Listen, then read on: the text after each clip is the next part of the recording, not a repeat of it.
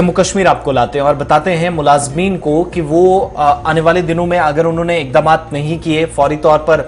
दिलचस्पी जाहिर नहीं की, जो उनके लिए अहकामात या सर्कुलर्स सामने आ रहे हैं, तो उनके खिलाफ कार्रवाई हो सकती है और जुर्माना भी आयद किया जा सकता है, जो सर्कुलर गौहर सरकार की तरफ से जारी हुआ है। बिल्कुल, जम्मू कश्मीर इंतजामिया की जानिब से जो सरकारी मुलाजमीन हैं उनके लिए एक सर्कुलर जारी हुआ है। उन्होंने कहा है कि तमाम जो मुलाजमीन हैं उन्हें 1 से 31 जनवरी के दरमियान जो जायदाद उनकी है उनकी सालाना तफसीलात जमा कराने को कहा गया है। इससे पहले इस हवाले से एक हुक्मनामा जारी हुआ था इन मुलाजमीन के लिए कि वो जनवरी के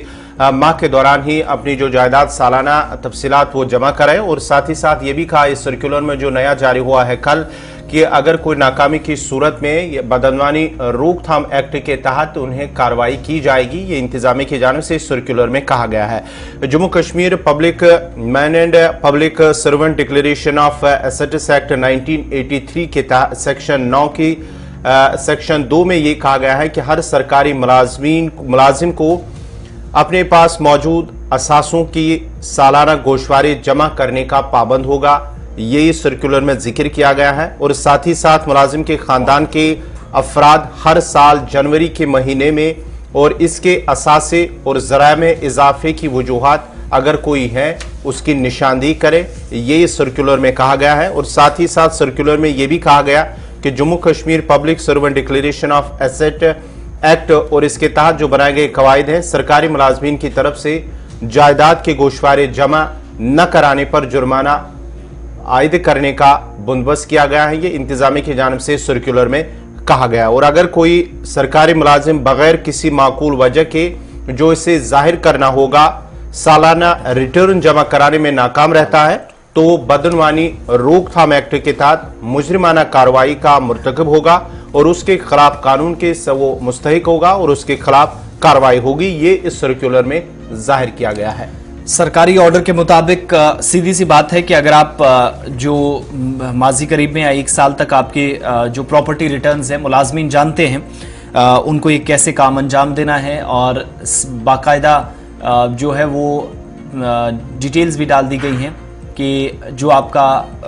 यानी जिस वेबसाइट के ज़रिए आपको जाना है और बाकी सारी चीज़ें जो फॉर्मेलिटीज़ है वो पूरी करनी है। अब पिछले साल अगर किसी की सालाना आमदनी जो एनुअल इनकम थी वो 50 लाख या 1 करोड़ थी, तो इस साल कितनी है और जो इजाफा हुआ वो क्यों हुआ है, अपने ही नहीं जो फैमिली के बाकी मेंबर्स हैं उनके पास क्या प्रॉपर्टीज़ हैं, गाड़ी से लेकर बाकी चीज़ें, वो सारी चीज़ें मेंशन करनी है। और ख़ास बात यह है कि इस बार यूनियन टेरिटरी इंतजामिया ने, चूँकि हर साल ये होता है, और ये जो पोर्टल होता है PRS वो भी 31 तारीख को ऑटोमेटिकली बंद हो जाएगा। तो तब तक जिन लोगों की डिटेल्स नहीं आएंगी प्रॉपर्टी रिटर्न्स के हवाले से, तो उनके लिए मुश्किलात बढ़ने वाली हैं। DDO से क्लियरली कह दिया गया है कि जिन लोगों ने रजिस्टर किया है उनकी डिटेल्स जल्दी से फॉरवर्ड कर दी जाए। बाकी लोगों को चूँकि अभी 1 जनवरी से आप 31 दिसंबर के आसपास समझ लीजिएगा कि आखिरी दिन इस साल का वहाँ से शुरू हो जाएगा और आखिरी दिन साल 2023 के पहले महीने का, तो 1 महीने का वक्त होगा, उसमें सारी डिटेल्स फर्निश करनी है। अगर नहीं होती हैं तो फिर मुश्किलात बढ़ेंगी और सरकार के पास इख्तियारात हैं, ना सिर्फ वो आपको सज़ा दे सकती है अगर आप सरकारी मुलाजिम हैं, जम्मू कश्मीर सरकार के ख़जाने से आप पैसा लेते हैं, बल्कि साथ साथ आप पर शिकंजा इस तरीके से भी कसेगा कि मज़ीद मुश्किलात मुस्तक़बिल में होंगी। फिर 10 तरह के आपको चक्कर अदालतों से लेकर बाकी चीज़ों तक लगाने पड़ेंगे। लेकिन प्रॉपर्टी रिटर्न्स के